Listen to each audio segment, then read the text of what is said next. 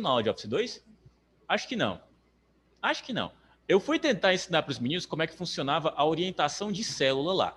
Eu pensei no exemplo mais didático possível. Qual? O jogo da velha. Era só um jogo da velha. Comecei, gente, quem é que pode jogar? E já achei estranho que umas 20 pessoas levantaram a mão. Opa, não é normal tanto aluno ser tão participativo. Na primeira jogada, a menina já xingou o outro menino e eu já fiquei, o que está acontecendo? Em 5 minutos, mentira, 5 segundos, que fosse só 5 minutos, meu Deus do céu, tinha uma rivalidade do povo dizendo, não, eu quero o melhor de 5, professor, que eu vou amassar esse menor. E eu, é jogo da velha, gente. Pelo amor de Deus, cara. Brasileiro não sabe competir. Fiquei chocado. Então eu vou tentar trazer umas coisinhas diferentes para não ser tão maçantes, mas não vou tentar fazer joguinho para ninguém se matar aqui, tá? Aqui não, eu nunca esqueci da turma que é o X1 de 3, e dependendo do dia, os ânimos aqui ficam meio exaltados. Então, vou resguardar isso, vou guardar as possibilidades mais para frente. Iniciando aqui o nosso conteúdo, para dar tempo de a gente fazer todas as coisas. Lembrando, atividade em sala é atividade em sala, tá? Vai ter sempre 2 atividades no Classroom para vocês fazerem em casa, ok? Que vão ser mais simples. Vamos seguir aqui para a importância dos padrões em relação à BNT. Meus queridos, o que é um padrão? Um padrão, necessariamente, às vezes não é uma regra, às vezes não é uma lei, mas é uma forma de ou se comportar ou de se sujeitar a algo para poder receber ou usufruir de alguma coisa. Quando você segue os padrões de uma empresa, por exemplo, você está necessariamente querendo trabalhar nela ou já trabalhando nela e se sujeitando àquilo porque você precisa daquele salário. Tem algumas empresas que aí entra aquela questão de cultura organizacional, que cobram que você seja organizado, que cobram que você siga um padrão de vestimenta, que cobram que você não corte o seu cabelo de diferentes formas, que se você tiver um cabelo muito volumoso, que você corte ele mais baixo, infelizmente isso é uma realidade, que se você tiver tatuagem, você ande com uma, sei lá, com uma manga longa, que se você tiver piercing, que você não use durante o seu trabalho. Isso aí é uma cultura da empresa, isso é um padrão dessa empresa. Você se sujeita se você quiser usufruir de lá, se quiser trabalhar lá. Se não, você olha para aquela empresa, você ri bem alto na cara dela e diz, preconceito aqui não. E procura emprego em outro lugar. Eu preferia fazer isso, mas nem sempre a gente tem oportunidade em outro canto. Daí a gente fica usando, né, manga mesmo. Então, existe essa importância de padrão, porque você está se sujeitando a alguma coisa para ser avaliado em cima dela. Os nossos padrões são esses aqui, padrões de normas em relação ao trabalho. São os padrões da ABNT, a Associação Brasileira de Normas Técnicas, tá? Na verdade, se você tiver que resumir a ABNT, são mais ou menos umas 6 ou 7 páginas de texto dizendo como você vai produzir, como você vai organizar as suas ideias dentro de um texto, tá? Essas normas são padrões para o Brasil. Para o Brasil. Então, se você produz um texto academicamente correto nos padrões da BNT, você pode entregar, teoricamente, para qualquer revista que você queira candidatar um artigo, você pode candidatar aquele seu TCC para a sua própria instituição, onde você estuda, o UFC e afins. Elas são para o Brasil como um todo, mas tem poréns, tá? Por mais que seja, teoricamente, para o Brasil inteiro, tem determinadas instituições, como a UFC e a UES, instituições, no caso, a nível de universidades, que elas cobram padrões diferentes, padrões próprios. Pode ser que não seja muito diferente, mas vai ter aquela vírgulazinha, aquele ponto e vírgulazinho que para eles não está correto. Então, além de estudar a BNT, para saber por uma forma generalista de como formatar o seu texto, você tem que entender que cada uma das normas, cada uma das instituições pode exigir normas um pouquinho mais específicas. É chato? É chato. Tem como compartilhar a aula para TV? Meu bom, se é Android, tem um botãozinho de share, pelo menos na minha versão de Android tem, e eu só habilito na televisão e consigo assistir lá. Então, acho que tem como sim, tá? Aí se você quer que a sua mãe me veja e me escute, só me avisa que eu falo menos coisa estranha, tá? Eu não coloco nada aqui demais, não coloco musiquinha, tá? Só avisa, beleza? Pra gente não ter esse desconforto, tá bom? Tinha que ser o Adri, né? O Zé, quando não tá aqui, tá causando em casa. Seguindo aqui, só tá eu em casa, do nada ela aparece aí, eu quero é ver, tá? Essas diretrizes de organização textual, elas são necessárias porque se você erra na sua organização textual, você é cobrado por isso. Digamos que de 0 a 10 é a sua nota num TCC. Você entrega ele para avaliar para uma banca, caso vocês não saibam como é que é o processo, você passa 6 meses, né, no caso o semestre inteiro, produzindo só aquele trabalho, pesquisando, se dedicando, e no caso, se você for realmente um aluno de vergonha, entregando ele nesse período. Se você não for um aluno de vergonha tipo eu, você perde mais um semestre, depois outro, até conseguir ficar de vergonha mesmo. Partidos comedores de... Menino? Paola?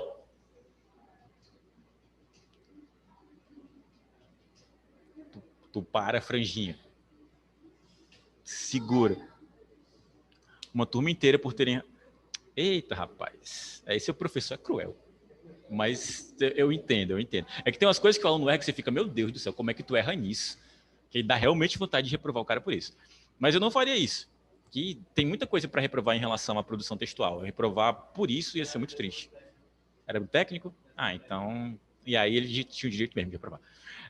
Meus queridos, antes de perder o nosso raciocínio por causa do nosso CFI não ativo chamado Paola Minion, segunda-feira tu tá lascado na minha mão. Tu não sabe o que eu tô recebendo de produto zoado para ti. Vai ficar gravado no vídeo e é tu aqui na frente lendo cada uma das coisas. Se você ficar com vergonha, eu não tô nem aí. E o chat ainda vai estar aberto. Só digo isso. Crushes da Paola. Um dia eu explico esse negócio. Tá? Essas diretrizes são importantes porque o teu trabalho vai ser julgado pelo conteúdo e pela formatação. Quando você está entregando um TCC, são 3 pessoas que vão avaliar. O professor que te acompanhou e mais 2 para a banca. De acordo com o consenso dos 3, sai tua nota. Se o teu professor está puxando muito teu saco, tu tem 10, mas se os outros 2 foram cri-cri, 5, 5. Aí tu não passa. É complicado, tá? Por isso que geralmente que o professor que está organizando chama alguém que é mais brother dele. Para passar o menino dele, sabe? Para não passar vergonha. E aí, nessa tua apresentação de TCC, tu entrega o teu trabalho, eles vão ler a formatação, uma semana antes, 2 semanas antes, eles recebem o teu texto, leem todo o teu texto e você vai para a apresentação. A famosa defesa do teu TCC. Você vai, literalmente, ter a apresentação mais importante da sua vida até então, durante 20 minutos para falar do teu trabalho. Tu tem que entregar um slide impecável também, porque a BNT também fala de slide. Pasmem vocês, e também é chato pra caramba. Um slide no padrão ABNT é horroroso. Não tem graça nenhuma, não tem nenhuma animação, nenhuma transição. É só texto, imagem, acabou. Tá? E aí, quando você termina esse processo, dessa apresentação, sai a sua nota depois do consenso desses professores. Eu já vi gente que teve uma ideia maravilhosa, que tipo estudou, fez uma pesquisa de campo extensiva, mais de 2 anos arrecadando dados, conseguindo tudo isso para deixar o trabalho impecável.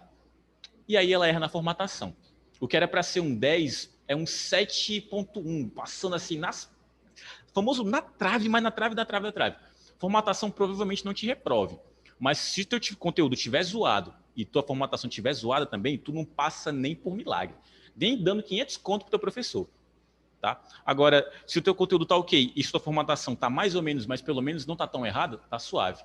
Tem gente por aí, meus queridos, que apura na formatação de um TCC quase R$300. Você paga para ele, ele formata para você. 50 páginas, cobra mais ou menos uns 10, 15, 20 reais por página. Só para colocar aquilo, Arial, tamanho 12, justificado, com o primeiro parágrafo de linha de 1,25 recuado, espaçamentos entre linhas de 1,25 também, na verdade 1,5 porque é 1,5 linha. Depois disso, a formatação de página com 3 centímetros para a esquerda, 3 para cima, 2 para a direita, 2 para baixo. E se precisar, algum cabeçalho, algum rodapé para colocar o número da página. E você ganha 20 conto por página para fazer isso. Eu vou fazer isso da minha vida, eu tô dando aula de besta. Faço 5 TCC por mês, eu já ganho o que eu ganho daqui. Oxi! Mas só 1.000 conto, 1.000 reais, o quê? 1.000, então? Dá uma grana. Não vou mentir para vocês. Obviamente que você não vai confiar em qualquer pessoa. Você confia em alguém que é formado em letras, que teoricamente tem um arcabouço para isso. Tá? Não é qualquer pessoa que está habilitada para fazer. Maurício, muito vacilão. Eu estou acabando com o negócio da galera. Mas não pense que não é verdade, tá? Pode ser que tenha um inocente que não pague os 300, mas pelo menos uns 120, 150 reais por formatação eles pagam sim, tá? É muito dinheiro.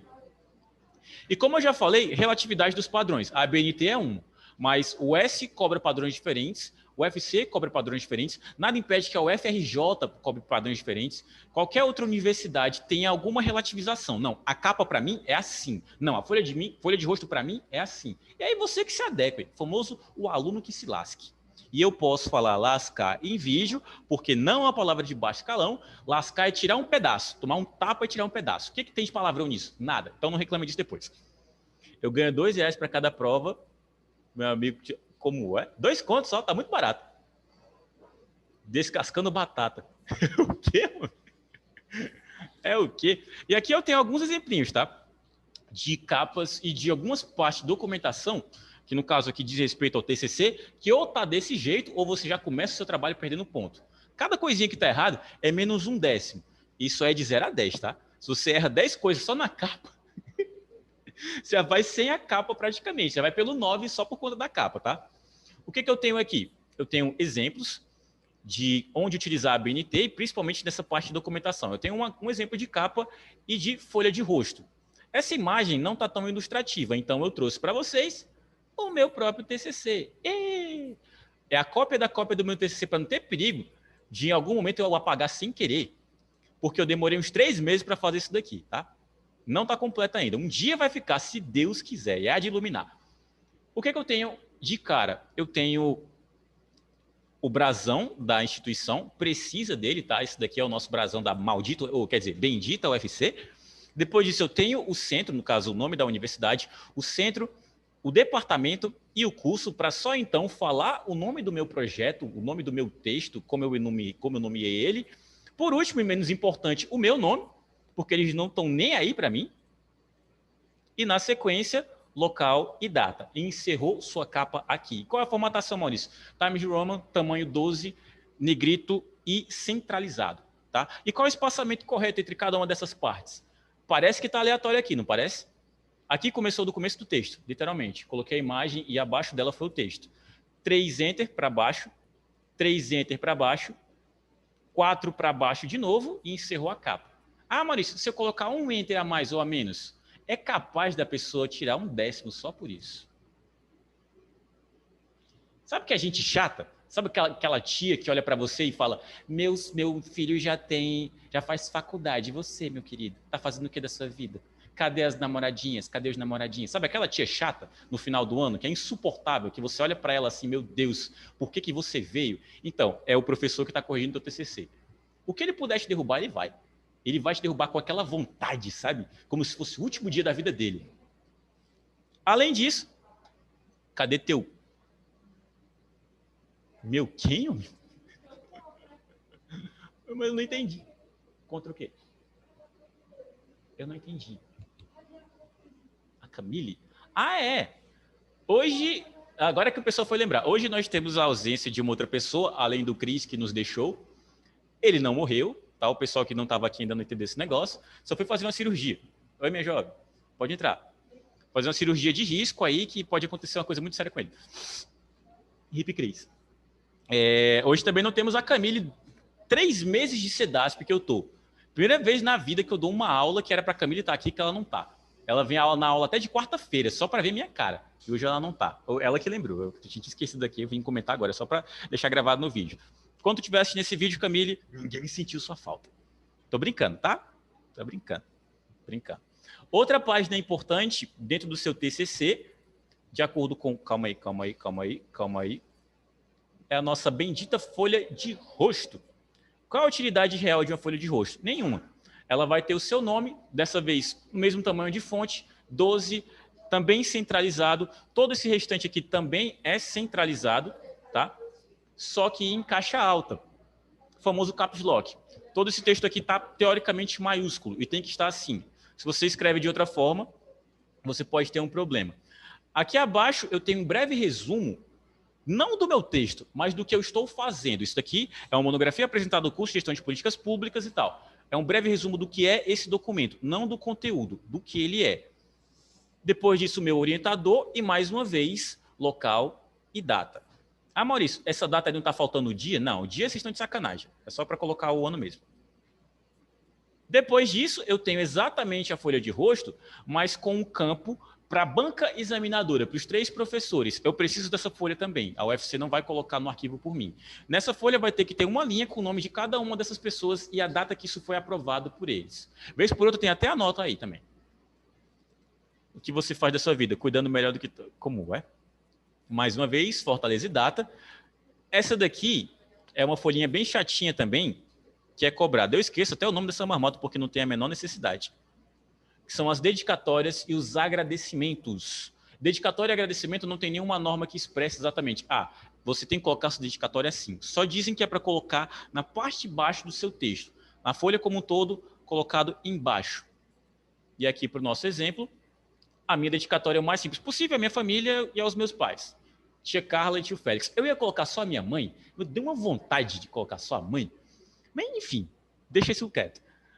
E abaixo disso, os agradecimentos.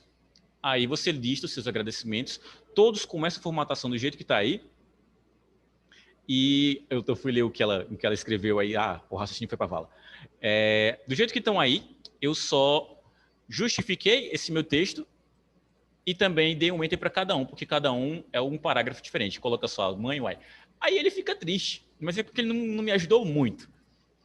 Mas não quero, né, perder essa parte. Daqui em diante, meus queridos, já é o meu documento em si. Aí começa com resumo, eu vou ter o meu sumário, eu vou ter também a própria introdução, porque resumo e introdução não é a mesma coisa. Ainda vou ter que colocar esse resumo em uma língua estrangeira, provavelmente o inglês.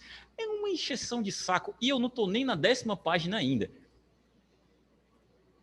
Aqui tem 40, eu vou terminar esse texto com 60. O mínimo são 45 de conteúdo. Então, não, tua capa não conta, tua folha de rosto não conta, nada disso conta. É para existir, mas não conta. São 45 páginas de conteúdo. Conteúdo seu, tá? Se for aquele famoso plágiozinho também, tem na Paraíba, não passa nem da porta. Mas, aproveitando isso, eu quero mostrar o seguinte para vocês. Eu tenho 40 páginas fechadas aqui. Vou descer até o final. No final, eu tenho as minhas referências. Não estão num padrão tão bonitinho ainda porque eu não resolvi ajeitar, mas eu ainda vou fazer isso, tá? Só de referência eu acho que eu tenho umas... Isso aqui está no canto errado, só um minuto. Só de referência, se eu não me engano, eu tenho umas 10 páginas, que são só textos que eu usei para colocar algo no meu texto em si. Às vezes é só uma linha que você quer usar para te apoiar no que você está indicando. Se eu estou falando, por exemplo, não sei, da fome na Macedônia. Algum autor falou sobre isso? Vou atrás desse autor, digo quem ele é, digo o que ele falou e por isso eu tenho que colocar ele aqui. Porque se eu usar a palavra de outra pessoa que não está na referência, é plágio. Se é plágio, é 0 e não estou nem vendo. O restante do meu texto é ignorado. Se tiver alguma coisa aí que eles passem lá no corretor deles e vejam que tem outra pessoa que falou isso antes, já era.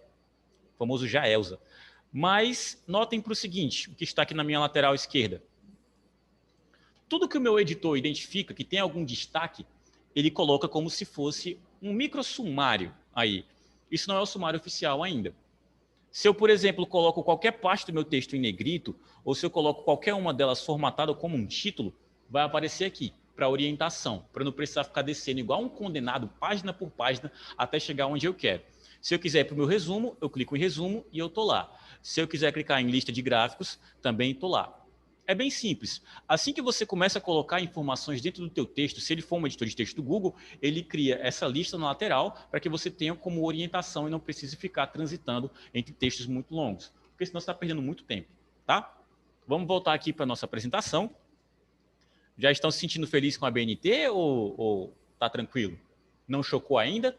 Tá de boa? Pode seguir? Ou vocês nem entenderam que que esse rolê é muito desnecessário, mas enfim, vai ser cobrado no futuro. Tá tranquilo ainda? Posso seguir, não posso? Pronto. Deixa eu voltar aqui. Essa estrutura de tópicos foi o que eu acabei de falar, tá, meus queridos? Por um exemplo de um texto que foi criado agora, não tem nada formatado. Se não tem nada formatado, ele não entende que tem nenhum tópico. Se eu tiver 3 páginas sem nada, o senhor utiliza para conseguir as referências, eu faço no dedo, porque eu fiz 2 cadeiras de metodologia e eu tento justificar que isso foi útil, mas eu ainda erro um bocado. Do jeito que está aqui, cara, eu não teria a menor condição de entregar esse negócio. Falta muita coisa para fazer ainda. Então eu tenho que ajustar muita coisa também.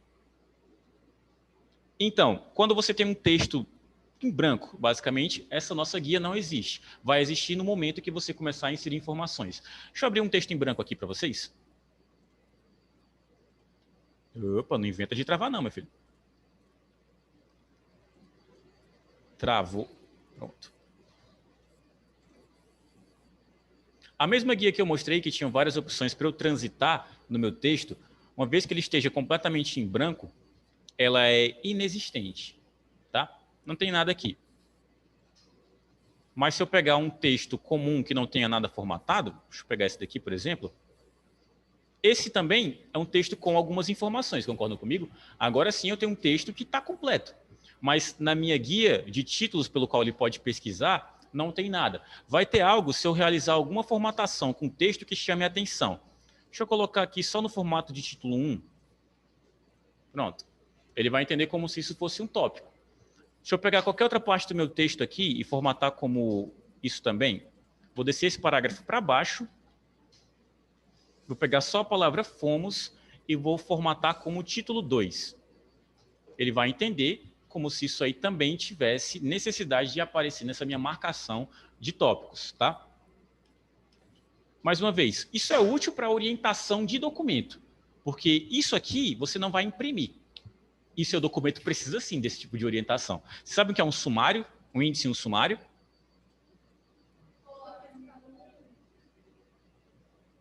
Oi? Camille? Para eu falar sobre o more? Meu bom, deixa eu só um puxar daqui. Se eu for falar sobre isso nessa aula, vai ter nego muito perdido. Mas eu posso falar, se eu pegar uma aula específica para falar sobre referências. Eu posso pegar mais...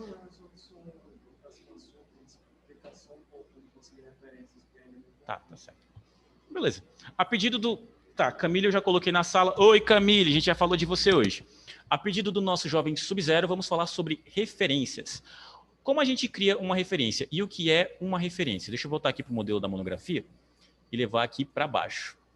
Vou pegar o exemplo do Gil que eu coloquei aqui, que é um que eu tenho 100% de certeza que está escrito corretinho. O que são as referências dentro de um texto? São as fontes de onde você utilizou. E você não precisa citar na referência o que foi que você pegou. Por exemplo, deixa eu ver aqui, essa Balboni, eu usei ela no meu texto porque ela falava sobre um contexto que me ajudava. Ela citava a parte de inclusão digital e muitos outros autores não falam diretamente disso. Eles falam de políticas, ela fala da conceituação. Então, dentro do meu texto, tem um trecho do texto dela. Foi uma citação direta mesmo. Eu peguei lá um texto quase como um todo, mostrei qual que era a página, disse porque... Faltei dizer porque que eu tirei, deu vontade. Mas eu utilizei bastante ela. Então, como é que a gente referencia e por que a gente referencia? Primeiramente, é o sobrenome do cidadão, depois os outros nomes dele. Se for mais de uma pessoa, aí é Moaway. Você coloca o sobrenome do primeiro, nome do final. No caso, aqui seria Mariana Reis. Se eu tivesse um outro autor, ponto e vírgula, se eu não me engano, e aí eu colocaria de novo o sobrenome dele e o nome e o sobrenome. Tem livros que eles simplificam esse AUE para vocês, mas para esse caso aqui eu precisaria sim, se tivesse mais de um autor. Depois disso, o nome da obra. O nome da obra vai por inteiro em negrito. Quando a gente falar do trecho de negrito, vocês vão entender que utilizar essa formatação, ela pode ser muito errada de acordo com o que a gente faz ou o que a gente decide fazer com ela. Poucas são as vezes que a gente vai utilizar negrito. Uma delas são dentro das nossas referências. Além disso, o local, o ano e dependendo a editora. No meu caso, é um site. Eu achei esse arquivo disponível através do acervo da própria USP, tá? E aí eu utilizei ele de lá. Então eu não precisei colocar o ano da obra, porque no fim eu tirei de um site. Deixa eu pegar um outro exemplo aqui. Eu estava procurando o do Gil. Pronto. O do Gil. O Gil é um autor que fala muito sobre metodologia de pesquisa, metodologia de várias coisas em relação ao que você vai colocar dentro da metodologia do seu próprio trabalho, porque é um dos parâmetros. Tem introdução, tem várias coisas, ele literalmente desligou, tem que ligar de novo. Esse aí é o que superaquece. Vai ter que ligar o computador mesmo. Ligar no gabinete e tal. Pronto, aí é só esperar. Dentro de um trabalho, dentro de um TCC, tem a sua introdução, tem o seu conteúdo em si, que você pode segmentar em capítulos, mas você vai precisar colocar uma metodologia de como você pesquisou, o que você pesquisou, se você realizou uma consulta com várias pessoas e afins. Esse Gil, esse autor, fala justamente disso. E a maioria das metodologias das pessoas, elas precisam acabar colocando ele. Mais uma vez, começa com o sobrenome, depois o nome do cidadão, o restante dele, e aí o nome dessa minha obra em negrito, as edições, o local e também o ano. No caso desse Gil, diferente daquele da Balboni, eu precisei colocar a revista em que eu retirei o ano, porque não era só um site. E como também era online, como também era um arquivo que eu consultei, eu coloquei de onde eu tirei. Eu precisaria colocar a data exatamente e, vez por outra, até preciso colocar o horário que eu fiz essa consulta, porque vez por outra também esse arquivo muda. Ele pode ter sido removido do site, tá? E você falou de um software, não, é um software ou uma página que faz isso mais fácil? Qual era o nome? O Boni. Tem alguns auxiliares, tem um da própria UFC, disponível no site da biblioteca da UFC, que você pode utilizar e que ele, de alguma forma, se você coloca só o nome da editora, o nome do autor, o nome do livro, ele já prepara as informações e te entrega no formato que você tem que colocar das suas referências, porque às vezes vocês não lembram a ordem. Às vezes eu também não lembro a ordem do que eu tenho que colocar numa referência.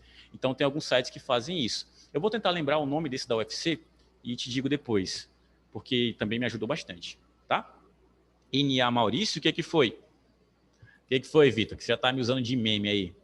Sempre fico na mente, meme. Ajudou? Então, vamos voltar para o nosso conteúdo. Meus queridos, voltando aqui para a nossa ideia de tópicos dentro do nosso editor, esses tópicos que eu crio, por estar formatando esse meu texto com uma informação diferente, eles ficam para minha orientação como dono do arquivo. Isso não vai ser impresso. Se eu imprimir isso a página agora, vai ter essa parte do meu texto, o título dele e o restante do texto. Não vai ter essa topificação do lado. Isso daqui é inexistente. A gente vai assistir uma aula posterior como criar essa topificação, que são o famoso índice sumário, mas não é o nosso conteúdo de aula de hoje, tá? O que eu quero é que vocês entendam como colocar e como remover isso. Se eu tirar da formatação, ele sai, mas se eu simplesmente clicar no xizinho, ele remove também do mesmo jeito, tá? Só para sua própria orientação dentro de texto. Dito isso, voltando para a nossa apresentaçãozinha. Pior que ele gosta. Do que vocês estão... Oh, sério que tu ainda acredita em coisa que o Vitor fala?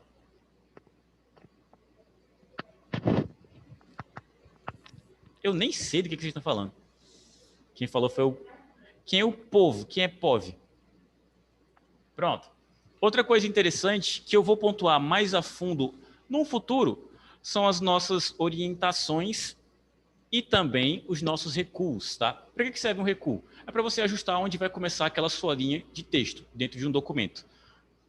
A nossa apostila, ela cobra o seguinte, cobra que durante essa aula eu ensine para vocês como é que ajusta o recuo.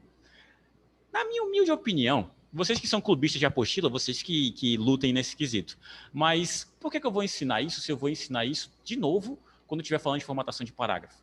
Eu vou estar pontuando a coisa que eu vou pontuar mais uma vez. Então, eu prefiro mostrar um ícone que eu nunca mais vou usar para vocês, tá? Porque ele é um tipo de formatação levemente tapada. Deixa eu pegar um exemplo aqui do meu texto, vou selecionar o primeiro parágrafo e vou utilizar a formatação que a nossa apostila pede que eu comente para vocês, que é o nosso recuo com o nosso ícone, tá? O ícone de recuo são esses dois coleguinhas aqui, que um traz o seu texto mais para dentro, o outro volta ele para o canto. Só que ele volta o parágrafo inteiro, ele mexe no parágrafo inteiro.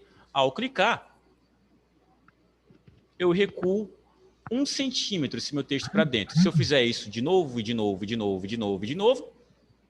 eu tenho lá esse meu texto recuado. Para que isso serve? Isso serve para um caso. Só um caso. Isso daqui. Voltar lá para o bendito TCC,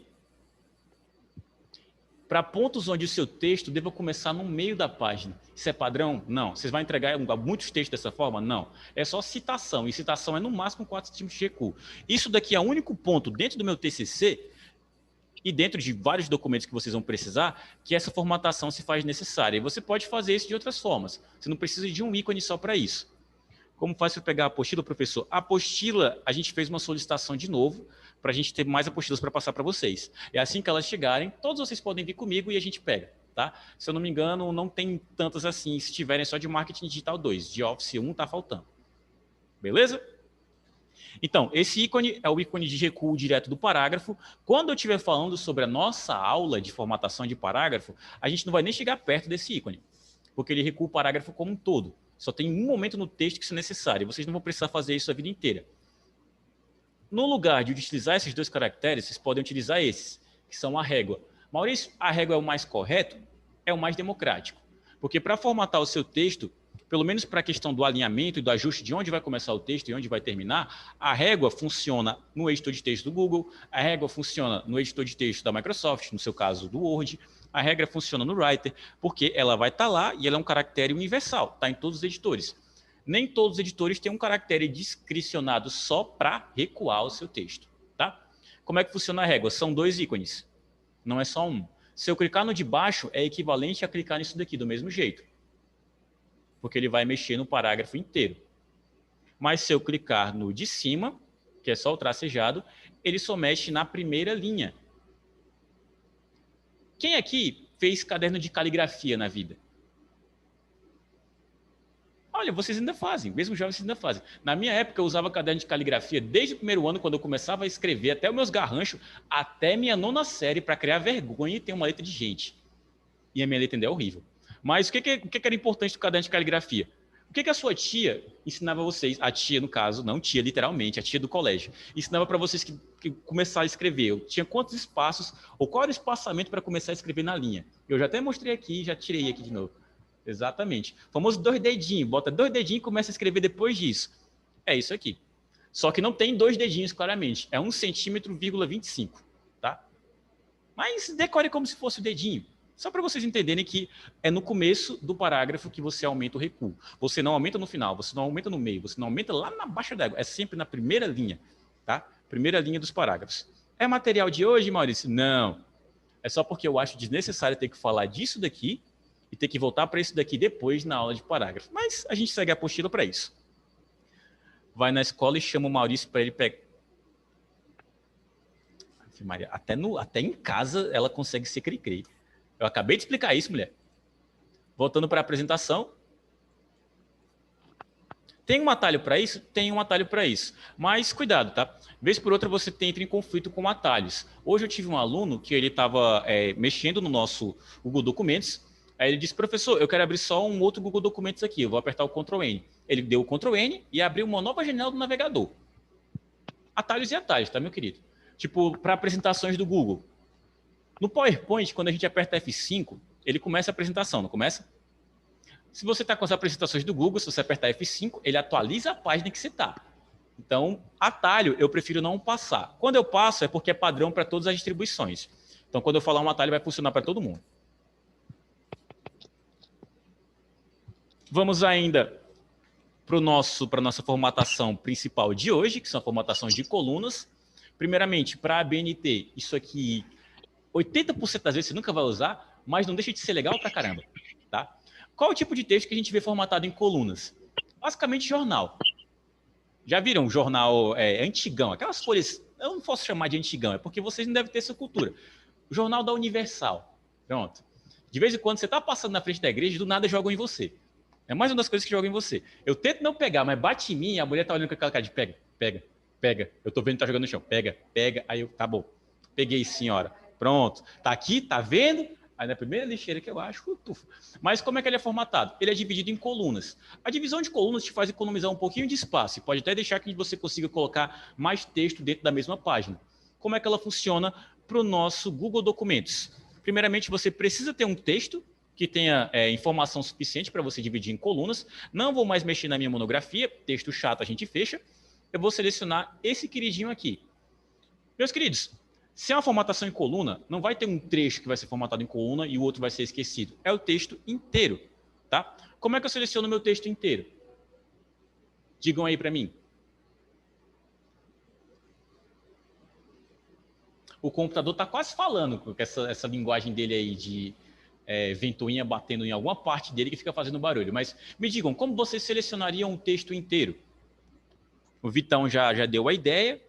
Uma das... Eu sempre tenho mais de uma maneira de fazer isso, e eu vou mostrar as 3, tá? Mas uma delas é através do atalho Ctrl A. O Ctrl A serve para o nosso documento do Google e serve também para o nosso Writer. Mas para o Word, o Ctrl A não seleciona tudo. É outro atalho. Outra pessoa falou segura o mouse e arrasta. Beleza, dependendo da orientação, se for do começo do texto para baixo, eu posso fazer isso. Cliquei, segurei e arrastei. Se eu for de baixo, cliquei, segurei e arrastei. Foi eu que falei também. Tá bom, foi o Vitor que falou tudo. Me diz a terceira então, Vitor. Tempo.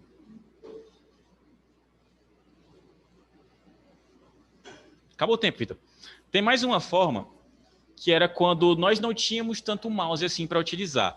Na época que a gente era raiz, que a gente não era tão escravo dessa necessidade. Quando nem tinha o mouse. O mouse veio depois do computador. O primeiro computador, o ENIAC, veio em 1945. De lá até o momento que ele foi criado de verdade, que foi numa das distribuições da Apple, 1970, 1970 e poucos, talvez 75, não tinha o nosso mouse. Você se virava só com outra coisa que está na mesa de vocês também, que é o teclado. Uma foi por atalho e outra foi por orientação. Se você move o seu esquerda, baixo, direita e cima, os seus direcionais no seu teclado, podem acompanhar aí comigo. Não tem um botão para a esquerda, para a direita, para baixo, para cima? Quem joga muito Nintendo, isso aí era só o poder. Esquerda, baixo e a bola, e lá vai os altos golpes do Sub-Zero. Saudades, inclusive. Mas hoje eu falo de Sub-Zero, tem gente que nem entende. Eu faço essa piada contigo, tu acredita que até hoje eu tenho plena convicção que metade da turma entende, outra metade não faz ideia do que é o Sub-Zero? Complicado. Mas esse mouse, ele não é tão necessário assim. Nas minhas épocas de entusiasta de Linux, eu gostava de desconectar o mouse do meu computador para usar só o teclado.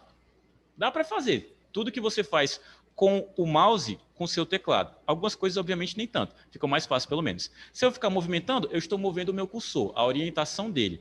Dependendo de onde eu parar, eu posso utilizar uma junção de teclas no meu teclado para realizar minha seleção. Movimentei ele para o começo do meu texto. Se eu pressionar a tecla Shift, que é a tecla que está acima do Ctrl, e apertar para baixo,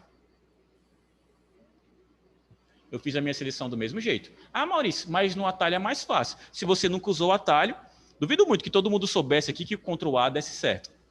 Se clicar duas vezes dá certo, ou T, duas vezes o quê? Com o mouse? Se eu clicar duas vezes com o mouse, eu seleciono a linha. Se eu clicar duas vezes com o mouse, eu acabo selecionando o parágrafo. Tá? Não sei se essa era a sua intenção, mas nós temos três formas de fazer o mesmo.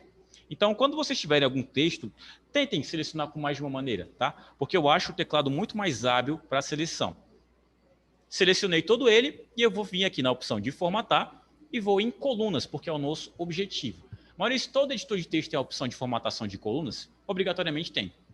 No caso do Writer, é pelo mesmo caminho até. Formatar, vai ter a opção de colunas, vocês vão escolher quantas colunas e só o espaço. Deixa eu escolher aqui duas colunas.